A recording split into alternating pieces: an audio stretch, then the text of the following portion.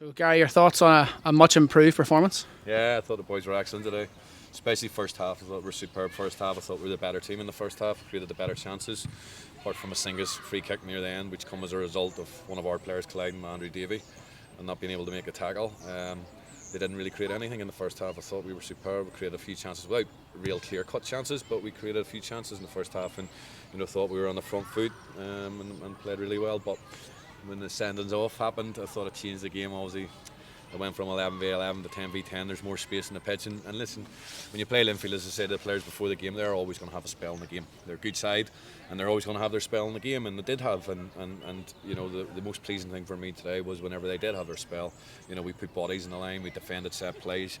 We've conceded a couple of goals from set pieces this year, and you're thinking they're getting that many corners, they're bound to score. But certainly the way we defended today, we got tight. We won the first header, we won the second ball, and we got clear of the danger. And I was delighted with the boys for that, because listen, Linfield's going to be up there at the end of the season. Make no bones about that. They're top side, and as I say, they'll be there or thereabouts. I'd be surprised if they don't win it. But as I say, for us to put in a performance like that today is a credit to the boys. But as I said, they took their plaudits today. But it's only a couple of weeks ago we were playing Carrick here, and it was nowhere near. So I said to them in there today, there's no point in putting in a performance like that and playing the way we played today, and then putting in another performance like we did against Carrick the other week. It has to be consistency in our performances now. We've seen they've set a marker today of where they can get to, and as I say, they have to keep meeting that marker that they set and getting there. Tuesday night will be difficult against Larne.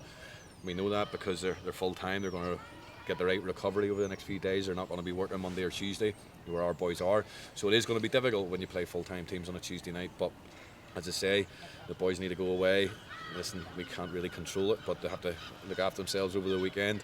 They have to go and do their stretching, get into ice baths, try and recover as best they can.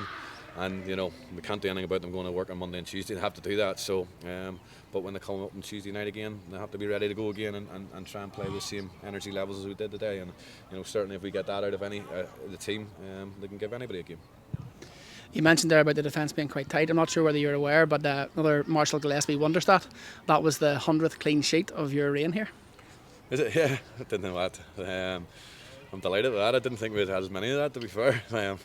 Out of 450, that's one in every 4.5 games, which isn't bad. But as I say, I'm just delighted with a clean sheet. We've had a tough this year. We've conceded a couple of last-minute goals against Portadown and obviously against Ballymena. Thankfully the Portadown game we scored one ourselves. But it is tough, and today we nearly scored one near the end. Obviously the corner and Hockey getting on the end of it, but it wasn't to be. But as I say, the most pleasing thing for me today was a clean sheet and the way we defended when we come under pressure. We did, and we were always going to do that against a team like Linfield, and thankfully we ground through it, and as I say, we managed to see it out and come away with a result. And then obviously looking forward to Larne. We know obviously Peter and Singy have been injured. Any updates on those? Nah, listen, the word from the physio is it's going to be 2 to 4 weeks, which again, there's nothing you can do about that. But as I say, the boys that played today, if they play like that, then I wouldn't have changed the team on Tuesday night anyway. Because as I say, whenever the boys play well, I've always told them they'll keep their shirt, and I'll certainly not change the team on Tuesday night now unless there's an injury or something like that. It'll not be changed. But again, they need to follow up today's with another performance. It will be more difficult. Let's not make any bones about that, because they are full-time, and the midweek games do favour the full-time sides. But as I say, all we can do is come out and try and get a good start like we did today, and continue that on. And the longer you stay in the game, then the more chance you have of getting a result.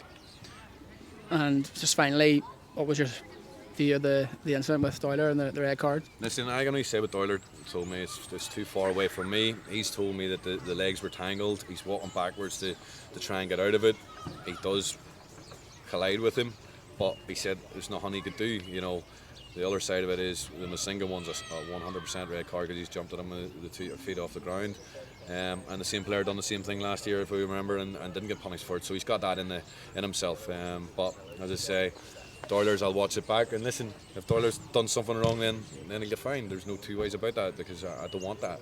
But from his point of view, he's told me that it isn't the case.